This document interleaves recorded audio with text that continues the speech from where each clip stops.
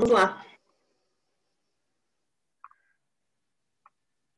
Então, para mim saber quando uma imagem que eu fizer, se ela vai estar em T1, tá? A recuperação T1. Então, ela é causada pelos núcleos que estão ligados à energia do próton. A energia liberada faz com que os momentos magnéticos dos núcleos recuperem sua magnetização longitudinal, tá?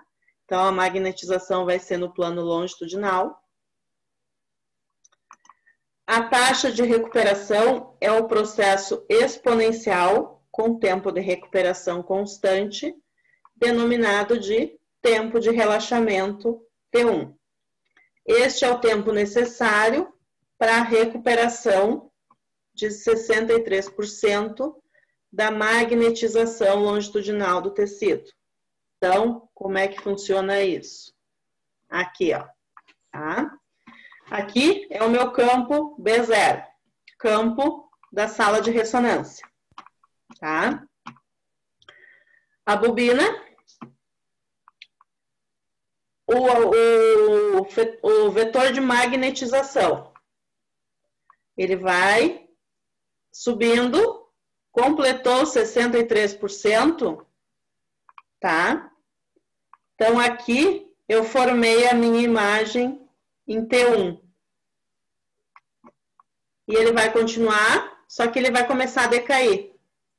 No momento que ele vai decair e que tiver em 63%, eu vou ter a minha outra imagem.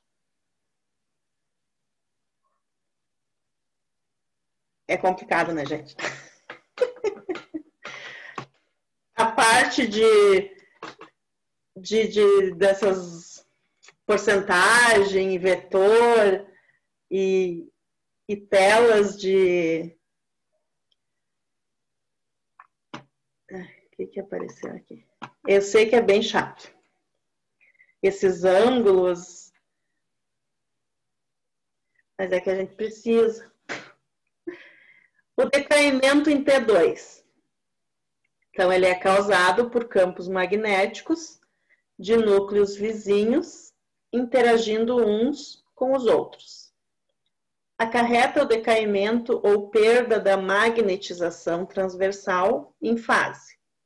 Vai ser no plano transverso. A razão de decaimento também é um processo exponencial, de maneira que o tempo de relaxamento, em T2, de um tecido é sua constante temporal de decaimento. Este é o tempo necessário para a perda de 63% da magnetização transversal.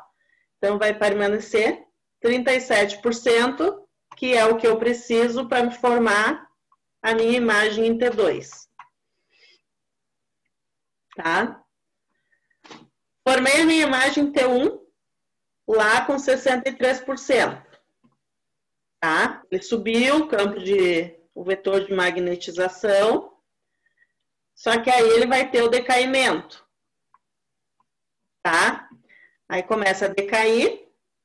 Quando chegar nos 37%, eu tenho a minha imagem em T2.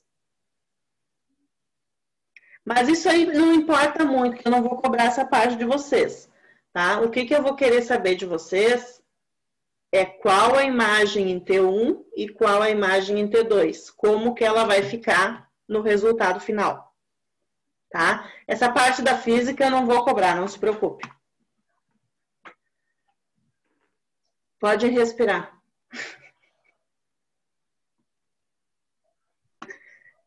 Estão ouvindo? Eu tô apavorada. Tô ouvindo, prof. Sim, eu não respondi que eu tava respirando. Ai, tô nervosa.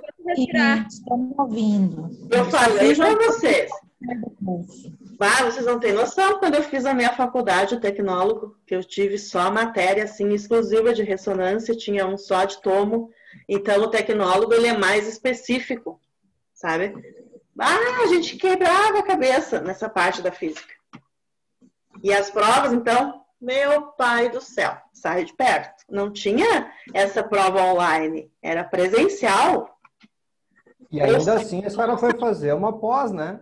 É, ou sabe ou não sabe, não tem meio termo. Então, tu tem que estar com a cara nos livros, não adianta.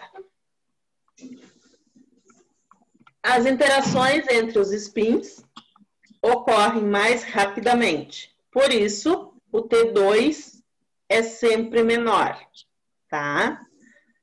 Moléculas maiores movem-se mais lentamente, causando a T1 aumentar graças à dificuldade que a molécula tem em dissipar energia.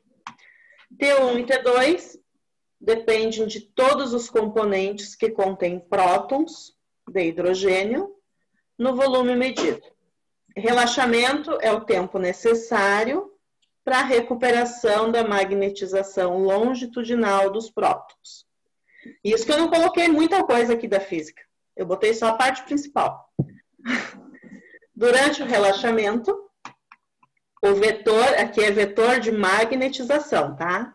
VME.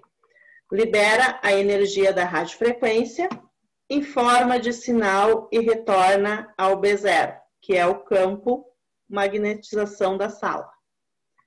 Vetor de magnetização perde em magnetização uns em maior velocidade que os outros. Por isso que a gente tem a formação de T1 e T2. Então, aqui, ó, uma tabelinha para a gente tentar entender a cor da imagem que eu vou ter aqui, ó.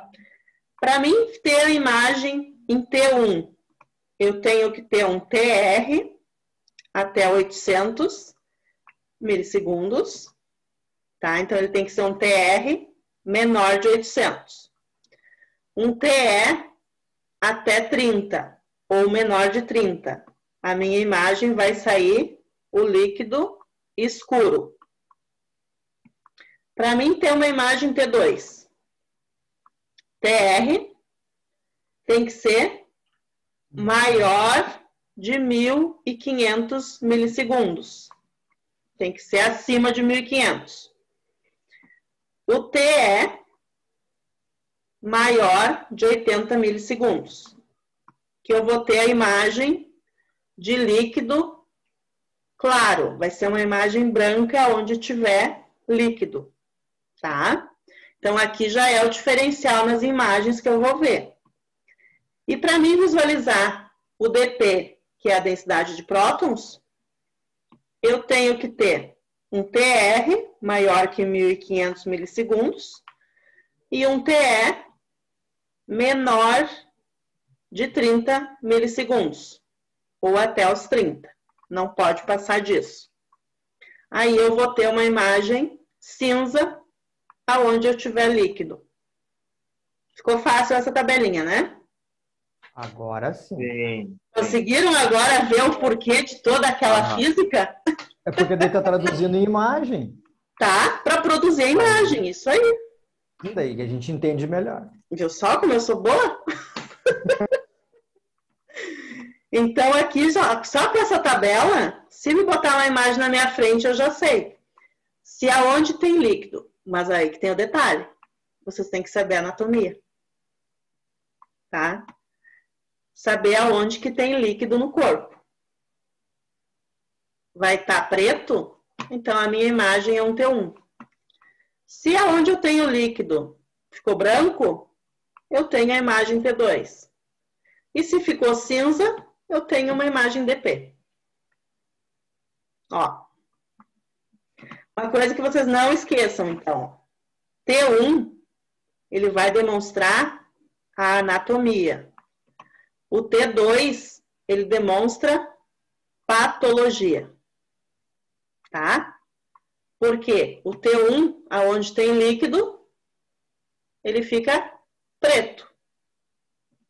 No T2, aonde tiver líquido ou for injetado contraste, ele vai ficar nítido. Agora ficou fácil, né? Então, aqui a imagem T1, aqui a imagem T2. Ó, a tabela, T1 preto, T2 branco, aonde tem líquido. Aqui eu tenho parte líquida no cérebro. T1 preto, T2 branco. Show, né? Muito. Por isso que assim, essa parte da física eu não tirei, para vocês saberem como que forma a imagem. Que não adianta eu só pegar e mostrar para vocês aqui, ó. Tá, isso aqui é uma imagem T1, aqui é uma imagem T2. Como eu vi várias aulas, tá? Mas tu não sabe como é que chegou até aquilo ali. O que te adianta? Não sei vocês, eu não gostaria, porque eu tive aula assim. Então eu odiava de não saber o porquê das coisas. Até que eu fui atrás. Essa aula que eu tô dando para vocês, eu que montei tudo sozinha, tá? Eu queria que eu tivesse tido uma aula dessas quando eu fiz os meus cursos. Aqui então, ó, a gente tem as 3 imagens, T1, T2 e ADP. Preto, branco e cinza. Melhorou mais ainda, né? Ô, Sim. professora, e Diga. essas 3 imagens, elas saem no mesmo exame? Sim. Por que a ressonância demora? Porque eu preciso várias sequências em diferentes tons. Tá? Então, eu vou ter uma de crânio, axial T1, coronal T2, sagital DP. Então, eu vou fazer sequências totalmente diferentes. E aqui está explicando a tabela aquela, ó. Para mim ter um T1, eu tenho que ter um TR menor que 700 milissegundos e um TE menor que 15 segundos. Aí eu considero ele como sendo uma imagem T1. Para mim ter uma imagem T2, TR igual ou maior que 2 milissegundos e o TE igual ou maior que 50 milissegundos. A imagem DP, o TR tem que ser maior que 1000 e menor que 2000. Então, eu não posso ultrapassar 2000 e não posso ser menos que 1000. Tá? E o TE maior que 20 e menor que 50 milissegundos. Para mim ter os tons diferenciados. Vocês viram que não tem nada a ver com nenhum que a gente aprendeu até agora, né? Nada, nada. Cada um é diferente do outro. Mas eu gosto da ressonância. Então, aqui eu tenho uma imagem sagital em T1, tá? De crânio. Como que se comporta, então, o líquor e a gordura na ponderação T1? Tá? Encontramos um TE baixo e um TR baixo também. Nessa ponderação, a gordura tem com um sinal alto, enquanto o líquido aparece com um sinal baixo. Sendo assim, na ponderação T1, a gordura brilha e o líquido fica escuro. Então, o que eu tô vendo aqui, ó, que tá brilhando, é a região onde tem gordura, tá? O que ficou branco, brilhoso, é gordura e o líquido ficou escuro. E o ar fica mais escuro ainda, ó, tá? Guardem bem essas partes aqui, que são muito importantes para vocês terem a saber diferenciar. No T2, tá? Como que vai se comportar? A gordura vai aparecer cinza clara e o líquido brilhante. Olha aqui, ó, a região onde tem líquido vai ser bem brilhante e aonde tem gordura, um cinza claro. Show, né? Então, essa é uma imagem sagital T2 de crânio e aqui, imagem sagital em T1 de crânio. E aqui temos uma sagital de crânio BP. Então, aqui tudo vai aparecer cinza. A gordura e o líquor vão estar nos mesmos tons. Fechou? Ó, T1, T2, DP. Tá? Show de bola. Aqui tem, então, as ponderações, eu deixei. Isso aqui é para fazer a programação. Para mim ter uma ponderação T1, o que eu preciso fazer? A T2 e a BP. Os tecidos, como que eles aparecem? A cortical do osso, na T1 e na T2, vai ser imagem escura. A medula óssea, na T1, cinza claro, na T2, cinza escuro. O ar vai aparecer escuro nos dois. Vocês viram que ar e parte óssea, tá? Ele não pega, não adianta. A gordura, na T1 brilhante, na T2 cinza clara. Substância branca do encéfalo. T1 cinza claro, T2 cinza escuro. Substância cinzenta do encéfalo. Cinza escuro em T1, cinza claro em T2. O líquor ou água, T1 escuro, T2 brilhante. Músculo, cinza escuro nos dois, tanto T1 como T2. E os vasos, imagem escura também nos dois. Tá? Hiperintenso, em T1, vamos ter gordura. Quando ocorrer hemorragia, o gadolínio, utilização do contraste, ou hemangioma. Tá? Então, ele vai ser um sinal hiperintenso. Hiperintenso em T2, somente água livre. Hipointenso em T1, calcificação, fluxo, água, o líquor, osso cortical e fibrose. Hipointenso em T2, fluxo sanguíneo, calcificação, osso cortical e fibrose. O que é hipointenso e hiperintenso? Hiperintenso, branco. Isointenso, já é um cinza claro. Hipointenso, cinza mais escurinho. E quando está preto, é porque não temos sinal na ressonância, que é parte de ar e parte óssea, tá?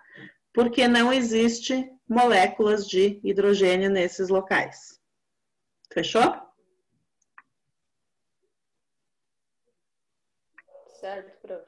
E bom, aqui eu deixei também uma outra tabelinha, caso vocês queiram estudar mais para frente, vocês vão ter um arquivo bem bom para estudar, tá? Para mim saber o que é T1 e T2 nas partes do corpo humano aonde ele pega sinal.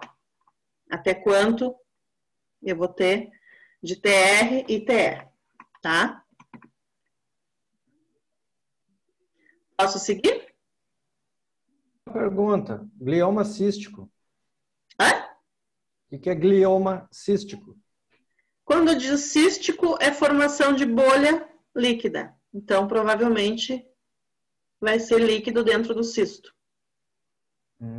Ok.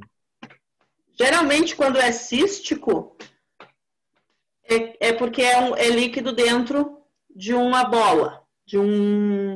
Uma bolha? Uma bolha, é isso. Que tem cisto, depende aonde for. Glioma, geralmente, é em gânglios, né? Teria que pesquisar.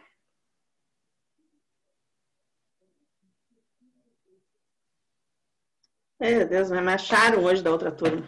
Eu deixei um trabalho para fazer, para me entregarem ontem. E ficaram se rolando uns ali. Eu botei hoje uma mensagem que quem não me entregar até amanhã à noite vai ganhar 0. E aí estão só mandando mensagenzinha. Então, vamos lá. Formação da imagem na ressonância. Tá? Então, é a definição da localização espacial das fontes que contribuem para o sinal detectado. É bonita a imagem, né? Olha só a nitidez dos detalhes. Bem Aqui, ó, essa parte aonde ele não fica nítido, onde aqui tem não osso, ficou né? nítido, sabe por quê? Provavelmente ele engoliu saliva, tá? Ou ele tá com algum aparelho metálico na boca. Que aí deu E interferência. pode, prof? Pode. Se não tem como tirar, não tem o que fazer, vai dar interferência na imagem só. Mas o aparelho não arranca, tá? Porque ele não é ferro magnético. Ele é de... A minha irmã, Provavelmente ele é de inox, de aço, alguma coisa assim, né? a minha irmã, ela tá pra fazer, que ela tem epilepsia, né? E Uhum. daí ela usa aparelho, e daí disseram, não é bom ela fazer agora. Porque E aí vai ter que fazer sedada, né? Porque ela não vai parar quieta. Professora, só uma observação. Diga. Achei que glioma é um tipo de tumor que começa no cérebro ou na espinha.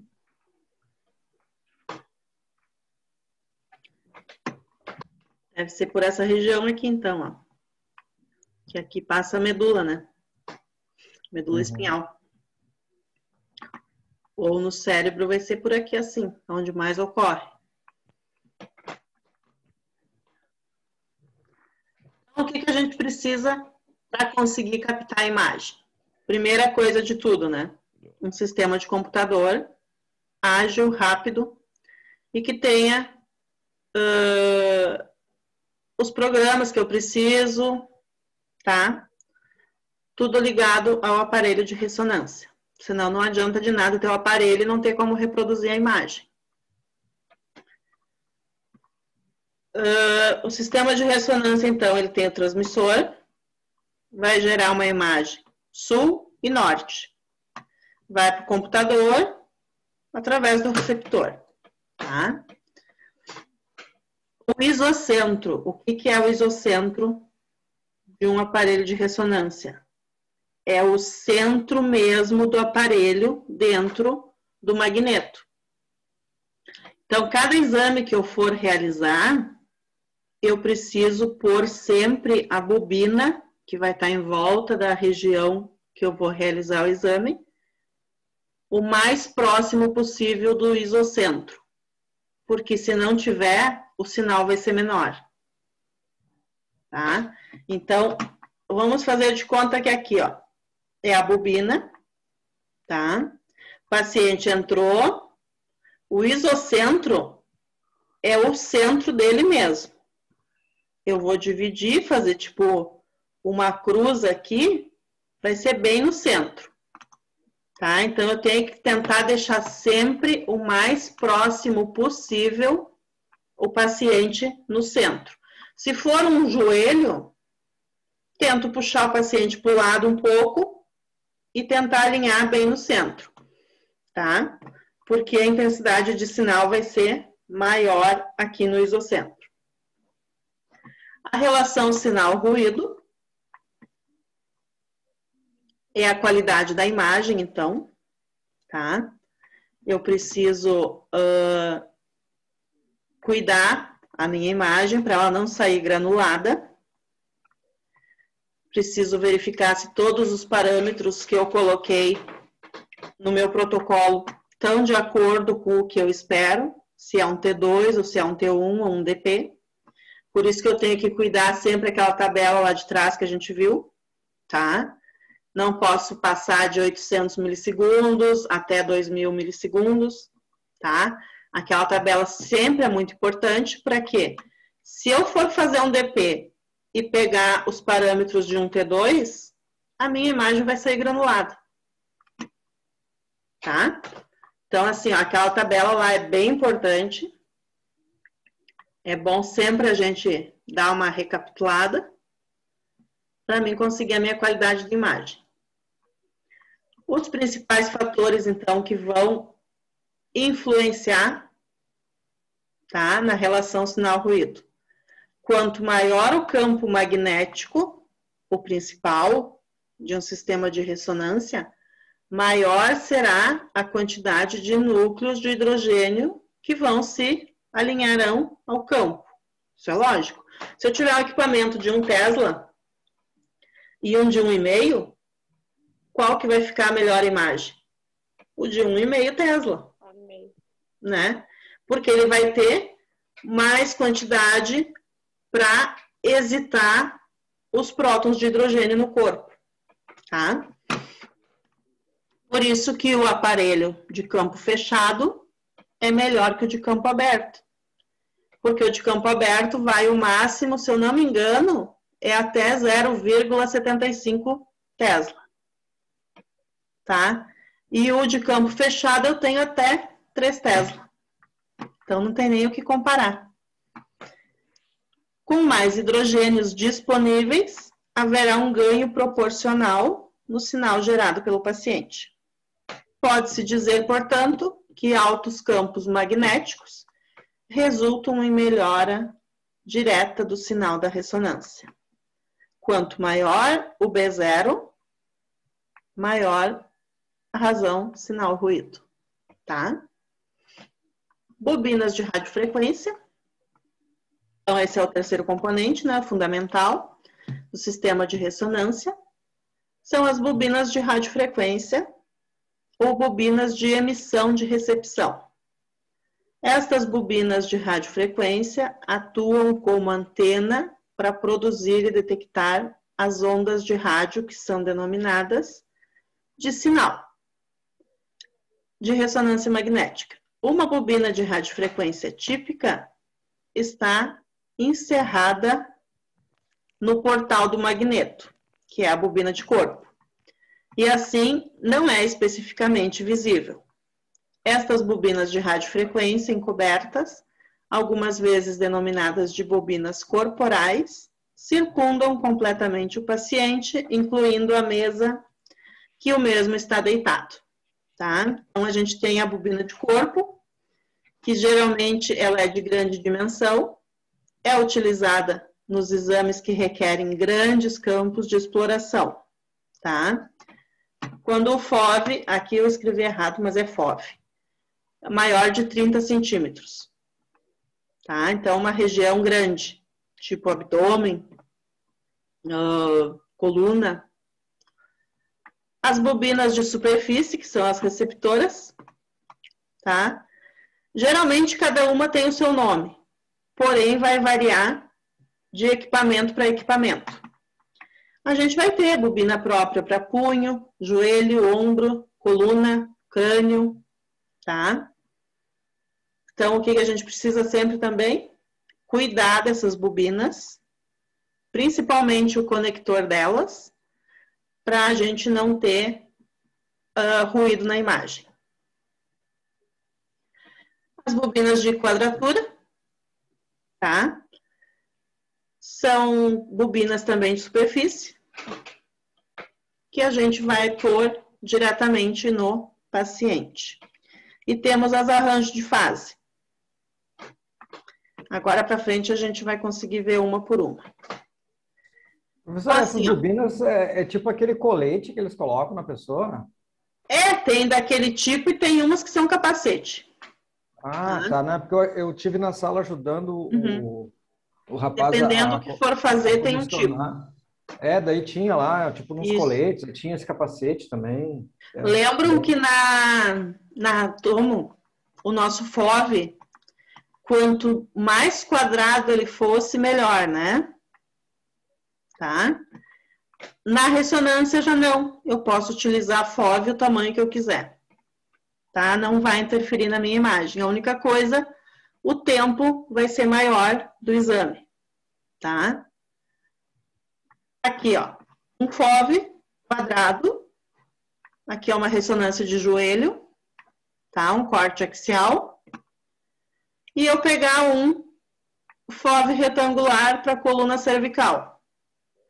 Então, aqui o quadrado é regular e aqui é um irregular, porque a medida longe é maior que a transversal, tá?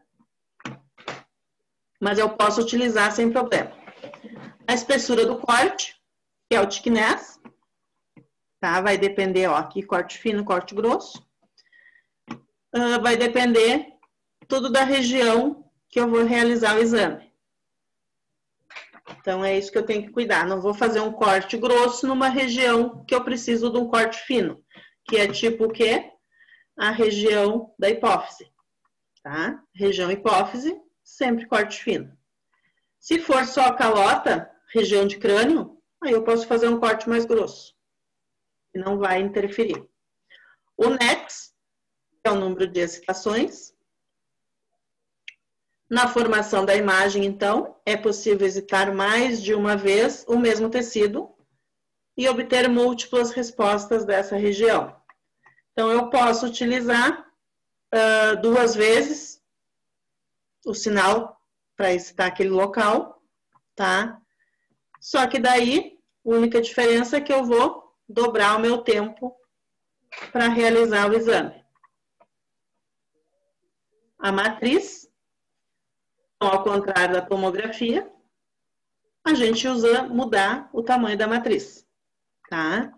Na tomografia, se eu fizer sempre melhor 256 por 256. Já na ressonância, eu posso usar 192 por 156. Então, eu não preciso ter uma matriz isométrica, tá? Ela pode ser uma irregular, tranquilo. Aqui eu tenho uma matriz quadrada, então, o número de linhas é igual ao número de colunas. Tá? Uma matriz com baixa qualidade, porque o meu pixel é maior. E uma matriz com alta qualidade, o meu pixel vai ser bem menor. Tá? É que vai cair o tempo. Vocês querem ficar mais um pouquinho ou encerra agora? Tô por vocês. Já responderam. Não sei, prof. Não, é que só temos 1 minuto. Então amanhã a gente pega mais rápido, tá? Deixar vocês descansar hoje. Tá bom, prof. Tá bom, Vocês prof. estão com muitas informações novas. Sim. Só ponham lá a presença de vocês, tá? Não É esqueçam. verdade. Tá Tá bom. Tá bom, prof. Até Daí amanhã. amanhã eu tento ser mais rápida. Mas é que é uma matéria, assim, bem complicada. Não adianta ser rápida e vocês não entenderem. Tá? Então tá. Amanhã. Até amanhã, gente. Tá, professora. Tchau, tchau. Tchau, tchau. Boa noite. Boa noite. Boa noite. Boa noite.